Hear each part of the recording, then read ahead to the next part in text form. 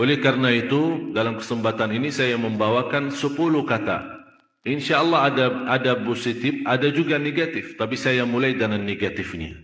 Khususnya sama anak kita. Karena dalam pendidikan sangat luar biasa perhatian Islam dalam pendidikan. Islam sangat memperhatikan pendidikan anak kita. Sistem pendidikan anak kita. Perhatian kepada anak kita. Karena ini semuanya pengaruh. Semuanya pengaruh. Ucapan kita, berlaku kita di hadapan anak kita. 10 kata yang merusakkan perasaan dan hati anak kita. Yang pertama,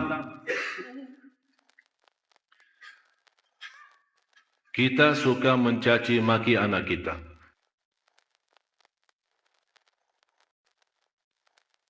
Ini sebuah bahaya.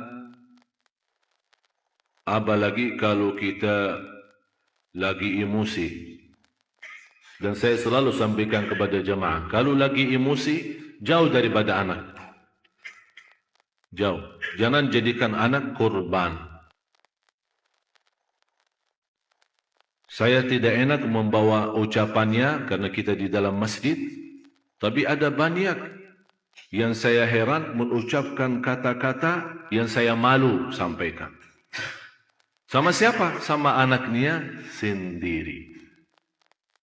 Kalau sama orang lain kita malu mengucapkan, apalagi sama anak kita.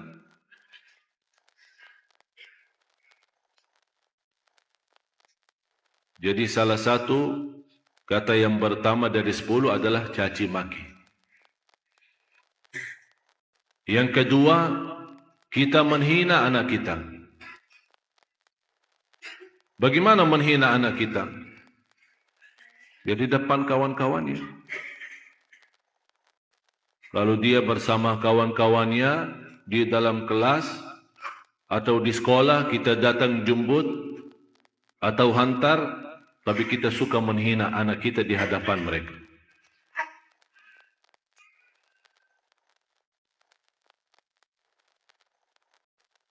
Malah ada yang pernah berkata,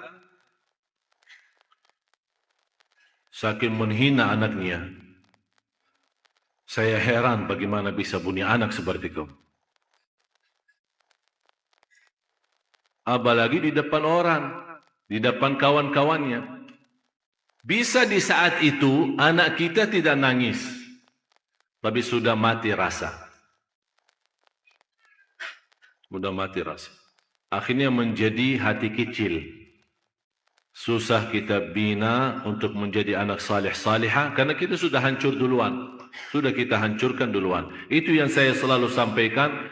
Itulah namanya durhaka orang tua kepada anak sebelum anak durhaka kepada orang tua.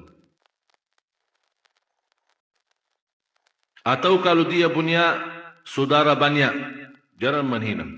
Kalau ada sebuah berlaku yang tidak bisa kita terima, kita bisa nasihatin dengan cara yang baik, bukan di depan orang. Karena itu namanya nasihah, bukan fadihah. Nasihah adalah mengingatkan dengan cara yang baik. Tapi fadihah membukakan aibnya di hadapan orang. Alasannya, niat saya mau nasihatin.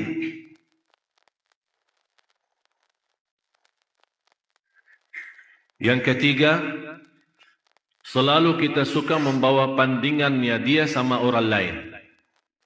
Ini lihat, abang kamu jauh lebih pintar. Ini lihat, anak itu luar biasa. Kamu tidak bisa seperti mereka. Itu tidak bahaya itu. Ini mengakibatkan apa? Kecil hati. Yang kedua, benci sama orang itu. Akan menimbulkan rasa benci. Jadi akan selalu berlawan. Di mana ketemu kalau diajak main tidak mau sama karena kenapa? Karena kita selalu bandingkan ini A sama B. Apalagi kalau dia punya adik-adik yang lain.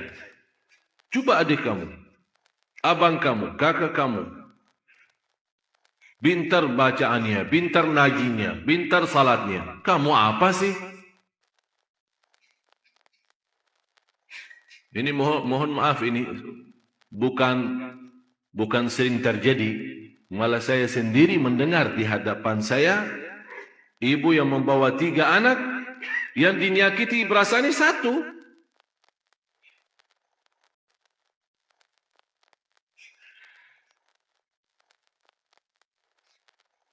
Bahaya lidah itu. Bahaya. Jadi jangan kita membandingkan anak sama orang lain. Mohon maaf, kita yang dewasa aja, kalau ada orang membandingkan kita sama orang lain, kita tersinggung. Apalagi anak kita. Kita ada yang dewasa yang sudah faham, mengerti, bisa mengerti maksudnya orang, bisa mengerti tujuannya orang, kita bisa tersinggung. Apalagi anak kita. Yang keempat, cinta dengan syarat. Aku cinta kamu, tapi syaratnya begini. Jadi seolah-olah kita tunjukkan kepada anak kita, kalau ibu tidak sayang, begini aja, ikhlas dan sayang. Tidak cinta, ikhlas. Tapi cinta kalau kamu salat. Aku cinta kalau kamu ngaji. Aku cinta kalau kamu diam. Aku cinta kalau kamu tidak nonton TV. Berarti itu namanya cinta dan syarat-syaratnya. Kalau mau cinta, ya cinta, tidak usah pakai syarat. Tidak usah pakai syarat-syaratan, ini anak kita. Mau cinta, ya cinta. Cinta yang normal, kasih sayang. Yang wajar dan yang wajib bagi kita sebagai orang tua, memberikan kasih sayang dan rasa cinta kepada anak kita. Kalau kita yang tidak menunjukkan rasa cinta kepada anak kita, dia akan lama-lama melarikan diri kepada orang lain. Memang mohon maaf Bapak Ibu, bisa anak kita karena dia kecil tidak mengerti menyampaikan perasaannya, tapi dia mampu menyampaikan perasaannya dari hal berlakunya. Begitu dia melihat seorang yang memberikan perhatian dan kasih sayang, biarpun orang itu bukan keluarganya, orang jauh, begitu dia ketemu orangnya, dia malah lari. Belum orang itu. Sepertinya kehilangan rasa sayang di rumahnya. Dan banyak saya perhatiin anak-anak yang datang kepada saya begitu melihat anaknya sambil peluk dan cium saya bilang dalam hati saya, kasihan. Kehilangan rasa cinta dan sayang dalam rumahnya. Yang kelima, kita menyampaikan kepada anak kita info atau informasi yang salah. Maksudnya apa? Informasi yang salah. Laki-laki tidak boleh nangis. Siapa yang bilang? Bapak-bapak nangis enggak? Nangis kan? Berarti salah kita berkata sama anak kita, kalau laki-laki tidak boleh nangis. Siapa yang bilang? Biarin dia nangis. Kalau dia nangis, ayo nangis lagi sayang. Bukan laki-laki tidak boleh nangis. Itu membuat apa? Mengakibatkan sakit jiwa. Karena setiap dia mau nangis, dia bertahan. Alasannya informasi yang salah, laki-laki tidak boleh nangis. Akhirnya dia tahan-tahan, menjadi beban, lama-lama sakit jiwa. Betul, ini betul. Jangan dianggap, tidak terlalu. Terlalu.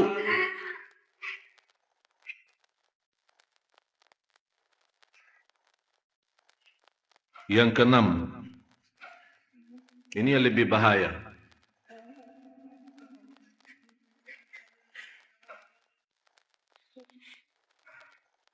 Kita selalu memberikan ancaman. Ayo makan habisin. Kalau tidak datang hantu.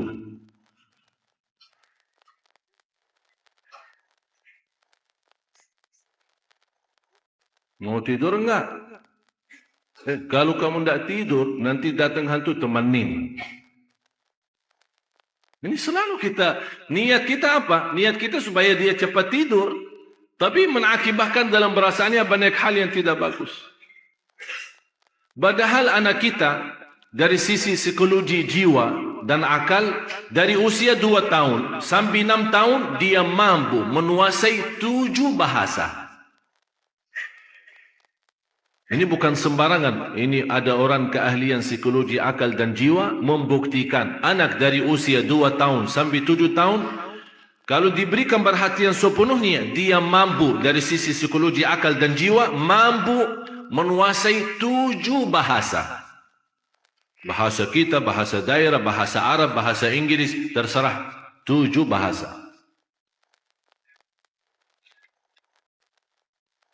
Tapi kenapa kita sia-siakan kesempatan ini yang masih luar biasa?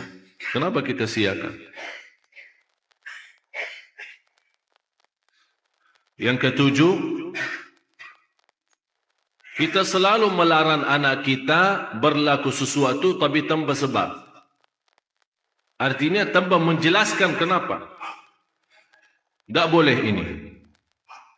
Dia minta sesuatu, tidak ada. Saya mau ke sana, tidak boleh. Saya tidak ada, diam sini. Jadi kita suka larang, tidak boleh, tidak ada, tidak bisa, tapi kita tambah menjelaskan sebabnya. Kalau Anda mau larang, tolong jelasin sebabnya. Tak boleh nonton TV kalau sudah malam. Karena nanti mengganggu matamu. Ini ada alasan kenapa kita larang. Kalau makan sampai habiskan makanannya karena di dalam makanan ada barakah. Kita tidak tahu di barakahnya yang di mana.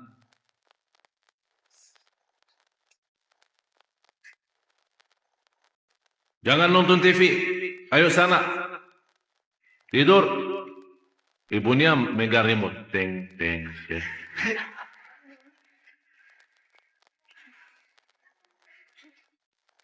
Anak kita bisa pendiam ya. Mungkin ada di antara anak ibu-ibu yang suka lawan.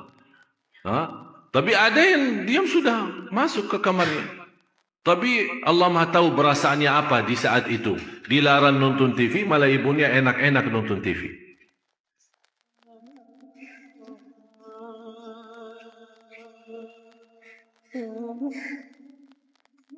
Banyak hal Bapak Ibu yang perlu kita perbaiki. Banyak. Kalau kita memang ingin bukan hanya doa mengharapkan anak saleh salihah, tapi ada contoh baik, ucapan yang baik. Yang ke-8,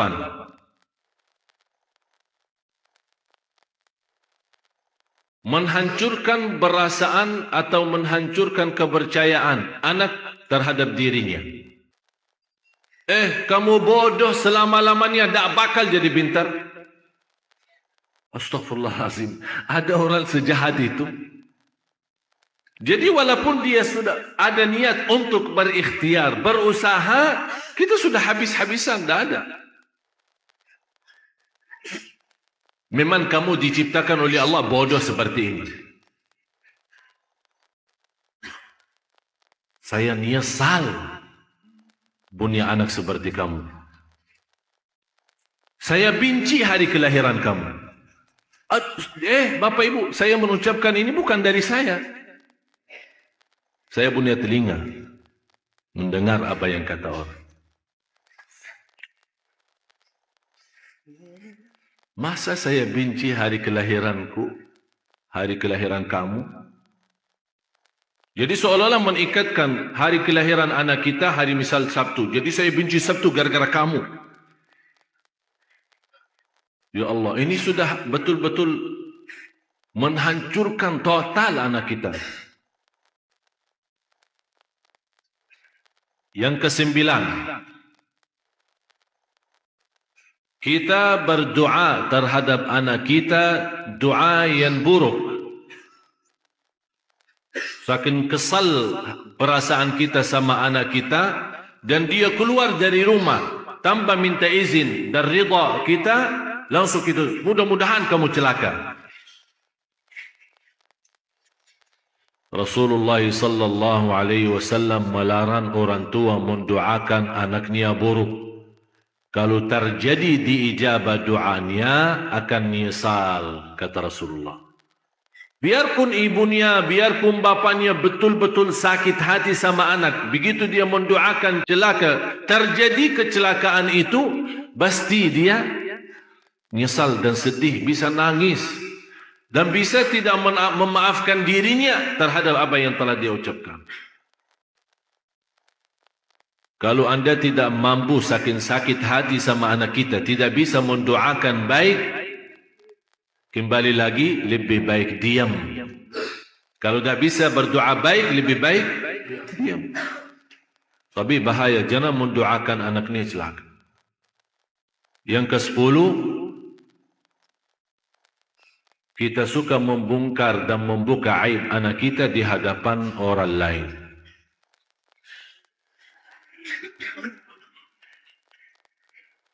Ini anakku dah ada malunya, kalau tidur suka kencing di atas tempat tidurnya.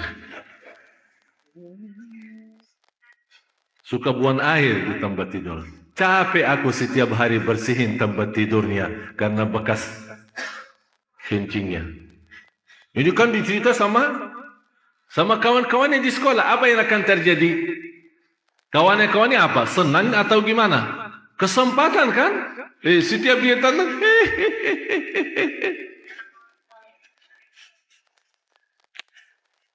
Astaghfirullahaladzim. Kita istighfar.